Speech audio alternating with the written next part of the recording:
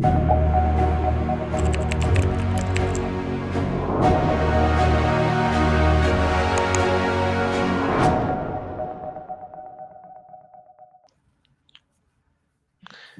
नमस्ते साहिल नमस्ते। जी और स्पार्टैगस जी। जी, मैंने ओके। आपका एडम सीकर वाला लाइव देखा था, परसों या कल ही था। उसमें मुझे ऐसी ऐसी बातें पता चली कि मेरी आंखें खुल गई कि दिमाग फट गया, बता नहीं। हाँ। बिल्कुल तो बिल्कुल। शुक्रिया। और देख रहा हूँ और जो मैं देख रहा हूँ कि जो जो मुस्लिम परिवार में होते हैं, ये लोग ज्यादातर अपने बच्चों को मदरसे में ही पढ़ाते हैं, कोई फॉर्मल एजुकेशन देता ही नहीं इनको। इनको ऐसा है क्या?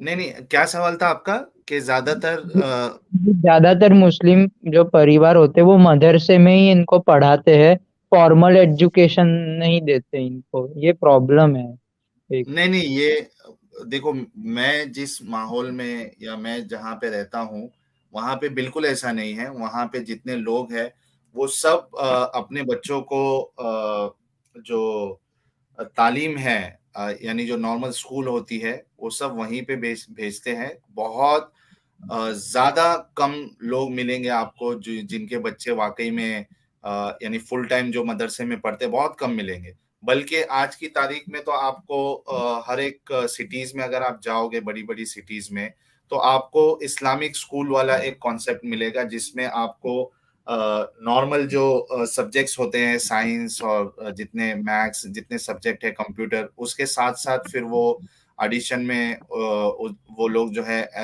अरबिक और दीन का भी पढ़ाई पढ़ाते हैं। तो मेरी नॉलेज के हिसाब से अगर आज मैं देखूं तो जितने मुसलमान लोग हैं वो प्रेफर करते हैं अपने बच्चों को नॉर्मल स्कूल में भेजने के।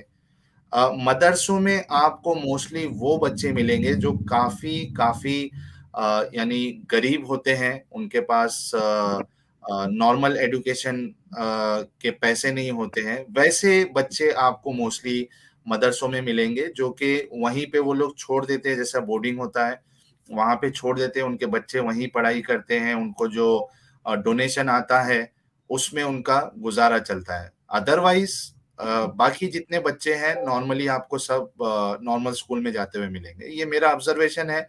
अब पता नहीं कोई ऐसी जगह होगी जहाँ पे प्रेफर करते हो, लेकिन मेरी नॉलेज के हिसाब से ऐसा नहीं है। स्पार्टकस को तो कुछ ये ऐड करना है? ये हाँ, साहिल, सॉरी सर, मैंने शायद अब्रप्टली आपको रिमूव किया है। अम, साहिल ने बहुत ब्रीफली इस चीज़ को कवर कर दिया है। अब तो जो रेगुलर मदरसे हैं पाकिस्तान में भी, मैं अभी कुछ दिन पहले कर रहा था, को उनको वो अपने गवर्नमेंट के अंडर ला रहे हैं और उनके जो मॉडर्न एजुकेशन है, वहाँ पे कंप्यूटर लैब्स उनको दी जा रही हैं, साइंस पढ़ाने की भी कोशिश कोशिश की जा रही है। थिंग्स आर इम्प्रूविंग, मदरसों की में भी जो है वो इम्प्रूवमेंट आ रही है। फिर एक और चीज़ है, जो आखिरी पॉइंट था, बगैर सोचे समझे डायरेक्ट मदरसे जो है पाकिस्तान में, तो यही होता है कि जो बेचारा बच्चों को स्कूल नहीं भेज सकता वही जाके जो है वो करता है। और फिर दूसरा ये होता है कि मदरसे में समटाइम्स ऐसे भी होता है कि कुरान को हिफ्स करवाया जाता है, साथ में टेंथ करवाई जाती है और उसके बाद जो है वो रेगुलर एजुकेशन की तरफ ही लाया जाता है। हाँ, मदरसे बिल्कुल एपिसेंटर्स हैं, टेररिज्म फैक्ट्रीज हैं, नो डाउट अबाउट इट। कोई भी ऐसा दहशतगर्द आपको नहीं मिलेगा जो किसी किसी न किसी मदरसे पे कहीं ना कहीं ना गया हो। लेकिन साइंस जीत रही है, मॉडर्न एजुकेशन जीत रही है, ये मदरसे हार रहे हैं। ये आप अपनी लाइफ में जो होता हुआ देखेंगे। साहिल, अच्छा, अगले इसमें कॉलर को। जी हाँ, प्लीज। इसमें एक चीज और ऐड कर दूं। जिस तरीके से अभी जो मदरसों के किस्से लोगों के सामने आ रहे हैं, जो कि काफी कॉमन होते जा रहा है, तो उसको देखते हुए भी आज जो है, जो माँ बाप है वो अपने बच्चों को मदरसे में डालना पसंद नहीं करेंगे। हाँ, हाँ, ये चीज भी है, ये हम्म। फैक्टर भी है। तो हाँ जी बहुत जल्द सर। ऐसे होगा, बहुत जल्द ऐसे होगा कि लोग जो है ना, मदरसों में से बच्चों की तादाद कम होते जाएगी।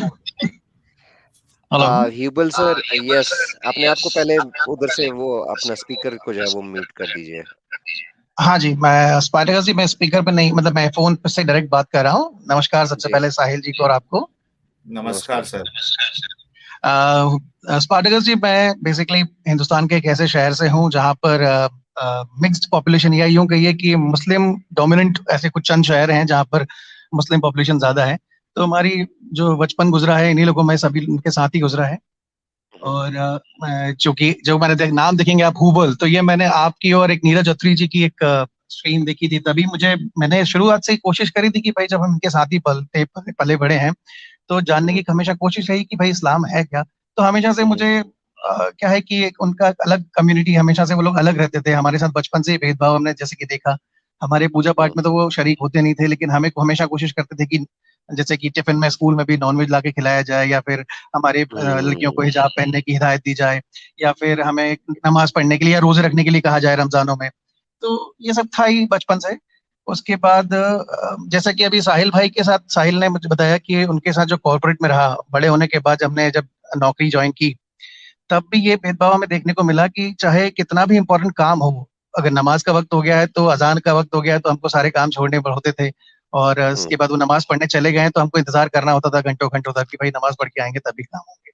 ये सारी चीजें हमें हमेशा देखने को। और उसके अलावा ऑफिस में भी एक जानमाज लेके हमेशा तैयार रहते थे, उनका एक अलग सेपरेट कमरा हुआ करता था, वहां पे उनको नमाज पढ़नी होती थी, सारी चीजें। तो ये सारी चीजें हमें जो है बचपन से देखने को मिली, ये सारी बचपन से। और हमको हमारे साथ जब भी आना होता था तो मतलब कभी अगर बाई चांस वो हमारे साथ नवरात्रि के गरबा में आ गए या गुरुद्वारे में आ गए, तो उनको सजदा, जैसे गुरुद्वारे में सजदा करते हैं तो वो नहीं करना है, नवरात्र गरबा खेलना है, लेकिन हमारे साथ हमारे किसी भी पूजा पाठ में ये प्रसाद नहीं खाना, ये सब चीजें हुई हैं हमारे साथ भी लगभग। तो साहिल भाई से मेरे को थोड़ा सा ये जब उन्होंने अपने बारे में बताया कॉर्पोरेट में, तो मुझे ऐसे ही साहिल भाई की तरह अपने कुछ दोस्तों की याद आ गई। तो मुझे कुछ सवाल, तो हालांकि एक छोटा सा, ये बहुत सिंपल सा सवाल है जी बोले कि हम कुछ कुछ टूरिंग जॉब में जब हम हुआ करते थे तो मेरे साथ कुछ मेरे मुस्लिम फ्रेंड्स जाया करते थे साथ में। तो हमेशा अब उनका नमाज का वक्त हो गया तो उन्हें नमाज पढ़नी है, वो उनका थोड़ा कट्टरपन रहता है। तो कभी भी जब हम बोलते थे कि ठीक है भाई मस्जिद पास में चले जाओ नमाज पढ़ लो, तो उनका हमेशा ये होता था कि नहीं, मैं इस वाली मस्जिद में नमाज नहीं पढ़ सकता, ये दूसरों की मस्जिद है। या फिर वो कहीं उन्होंने नमाज पढ़ भी ली तो फिर वो आधा घंटा उसके बाद फोन पे किसी से डिस्कस करते थे, मैंने उन लोगों के साथ नमाज पढ़ ली है, वो लोग अलग हैं, अब क्या होगा, मेरी नमाज खराब तो नहीं हो गई, जाया तो नहीं हो गई। और फिर मैं जब उनसे रीजन पूछता था कि ऐसा क्यों, तो मुझे बोलते थे तुम नहीं समझ पाओगे, ना तुम ना हमारा मजहब समझते हो, ना तुम कुरान का हर हर्फ जब तक नहीं समझ लो तब तक तुम उसके बारे में कुछ नहीं बोल सकते हो। तो फिर मैंने आप लोगों से ही सीखा है थोड़ा बहुत। स्पार्टकस जी और नीरज जी ने एक पूरी सीरीज बनाई है पूरी, dummy Islam for dummies and all. इसके बाद फिर आप सबको सुनने लगा तो ये सब चीजें मुझे थोड़ी थोड़ी हल्की हल्की समझ में आई। बस साहिल भाई से ये जानना था कि ये क्या चीज होती है जब भी ये लोग अलग अलग बोलते हैं कि इनकी मस्जिद में हम नमाज नहीं पढ़ सकते, और कुछ बोहराओं का तो एकदम बिल्कुल ही अलग होता है, वो तो अपना उनके मोहल्ले में भी किसी को नहीं आने देते हैं। अच्छा जी साहिल भाई, इसका जवाब से पहले एक चीज और बता दूं मैं आपको, अभी जैसे कि स्पार्टकस जी से पूछा था कि फायदा क्या होगा इस्लाम से, मैं जैसे तो किसी भाई साहब ने कहा कि 4 बीवियां मिलेंगी, मैंने भी ये सवाल अपने दोस्त से किया था, तो उन्होंने मुझे फायदा बताया कि आप देखिएगा, ये मैंने खुद ने एक्सपीरियंस भी किया है। आप हिंदू हैं या कोई और हैं तो आपको, आप एक टोपी लगाइए नमाज जो मुस्लिम्स लगाते हैं, और उसके बाद आप उसको आप उसके बाद लोगों के आपके लिए देखिएगा, इज्जत देखिएगा, भाईजान भाईजान करके आपकी इज्जत होगी हर जगह पर आपके साथ। अगर आप उनके मोहल्ले में पहुंच जाएंगे, मुस्लिम मोहल्ले में पहुंच जाएंगे, तो आपके साथ कोई लड़की भी होगी तो उसके ऊपर कोई कमेंट नहीं पास होगा। लेकिन अगर आप कहीं तिलक लगा के और उनके मोहल्ले से गुजर गए तो समझ लीजिए कि मतलब आफत है। तो ये फायदा होगा, ये मेरे दोस्तों ने, मुझे मुस्लिम दोस्तों ने बताया कि तू टोपी लगा और थोड़ा वो शहर का एक चक्कर लगा, और फिर देख किसी दुकान पर जाकर खड़े हो और एक पठानी पहन के खड़े हो, फिर देख तेरे साथ क्या अलग व्यवहार होगा। तो ये मैंने एक्सपीरियंस भी किया है। साहिल आप जवाब दें, मैं जरा 5 मिनट की ब्रेक ले रहा हूँ। जी जी बिल्कुल। देखो हुबल जी, अब ये जो आपका जो फर्स्ट, यानी आप म्यूट कर लीजिए। Okay okay. जी, आवाज इको हो रही थी ना, तो डिस्टरबेंस होता है। तो हुबल जी, एक्चुअली जो आप ये कह रहे हो ना कि जो स्पेशल ट्रीटमेंट मिलता है, मैं थोड़ा सा डिसएग्री करता हूँ, क्योंकि और मैं डिसएग्री कर रहा हूँ मेरे एक्सपीरियंस की बुनियाद पे। मुझे जो दूसरा इलाका है उसमें किस तरीके का माहौल होता है वो मुझे पता नहीं है। मैं अपना ऑब्जर्वेशन में ये बता सकता हूँ कि ऐसा कुछ भेदभाव मैंने तो नहीं देखा है कि अगर आप टोपी पहन के और कुर्ता पैजामा पहन के अगर कोई लड़की आपके साथ जाती है तो लोग नहीं देखेंगे। बल्कि देखिए, कल या परसों मैंने एक कम्युनिटी पोस्ट किया था, उसमें आप देखोगे कि 4 जो मुसलमान हैं, एक बुर्के में लड़की जा रही है, वो उसको भी देख रहे हैं। तो अगर लड़की बुर्के में हो या नहीं हो, जिनको उनको देखना है वो देखेंगे, चाहे आप साथ में रहो या नहीं रहो। तो ये मेरा ऑब्जर्वेशन है एक। दूसरी चीज, उल्टा ऐसा होता है कि जो चीज आपको नहीं दिखती है उसके पीछे आप ज्यादा पागल हो जाते हो। आपको पता नहीं है कि बुरखे के अंदर है क्या। और जिस तरीके के आजकल के बुरखे हैं मुसलमान फीमेल्स के, वो बुरखा कम और आपको स्टाइल वाली एक चीज लगेगी, यानी एक पहनावा जो है वो स्टाइल वाला, वो इतना फिट होगा कि एक नॉर्मल लड़की जो बिना बुरखे के कपड़ा पहनती है उसमें उसका जो शेप नहीं पता चलेगा आपको। वो बुरखे वाली लड़की अगर पहनती है तो पता चल जाता है। तो मैं तो समझता हूँ कि एक बुरखे का तो बहुत बड़ा मजाक एक हिसाब से मुस्लिम महिलाएं कर रही हैं, अगर आज की तारीख में आप देखो।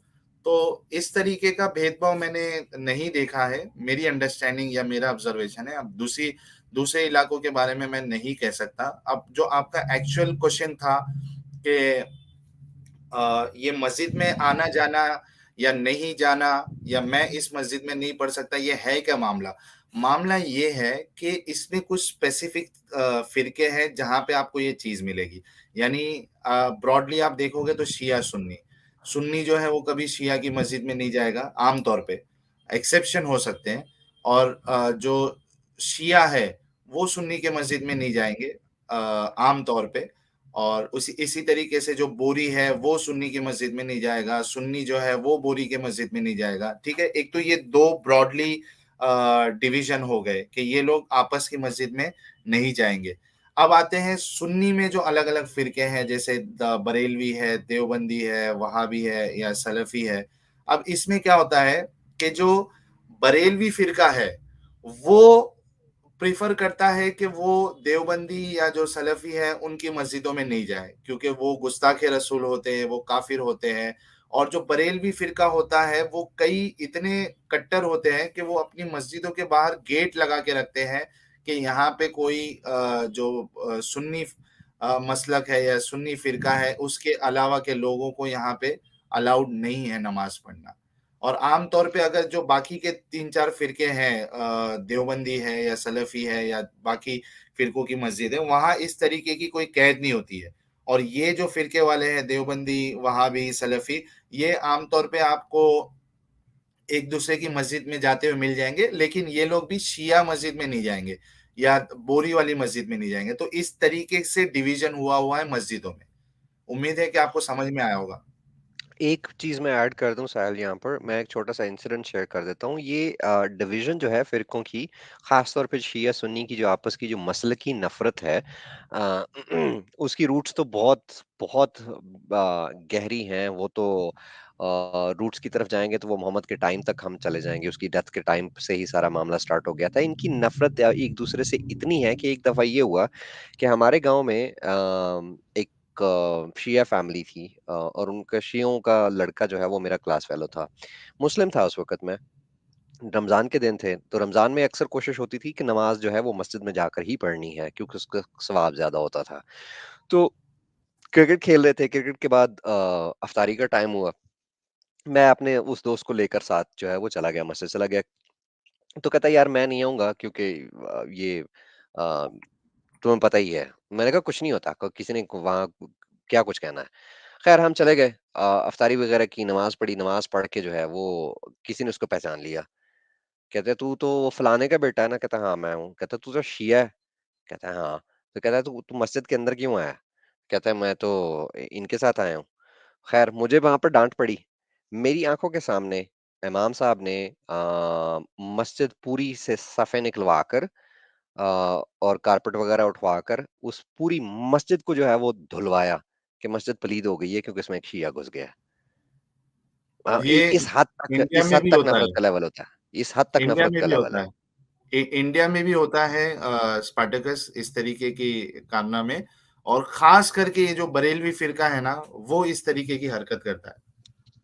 यार बरेलवी पाकिस्तान में पहले इतने एक्सट्रीमिस्ट नहीं थे, लेकिन ये जो पिछले 2-3 साल से ये हमारे यहाँ जब ये एक वाकया हुआ था आसिया बीबी वाला, उसकी डिटेल्स आपको गूगल से मिल जाएंगी। उसको फॉल्सली एक्यूज किया था ब्लास्फेमी के चक्कर में, और फिर उसको डिफेंड करते हुए सिटिंग गवर्नर पंजाब जो है उसको उसके अपने ही बॉडीगार्ड ने मार दिया था। उस बॉडीगार्ड को जब फांसी लगी तो उसके बाद ये बरेलवी जो है ये उठ खड़े हुए। अब तो बरेलवी भी भाई जो है वो नेक्स्ट लेवल के एक्सट्रीमिस्ट हो गए हुए हैं। हालांकि ये हमेशा से पीसफुल रहे हैं, ये मतलब देवबंदी वगैरह दहशतगर्दी में थे, बरेलवी नहीं थे। लेकिन अब बरेलवियों ने भी जो है ना वो पंजाबी में कहते हैं आत चुकी हुई है, इन्होंने भी जो है ना वो अब आत चुक ली हुई है।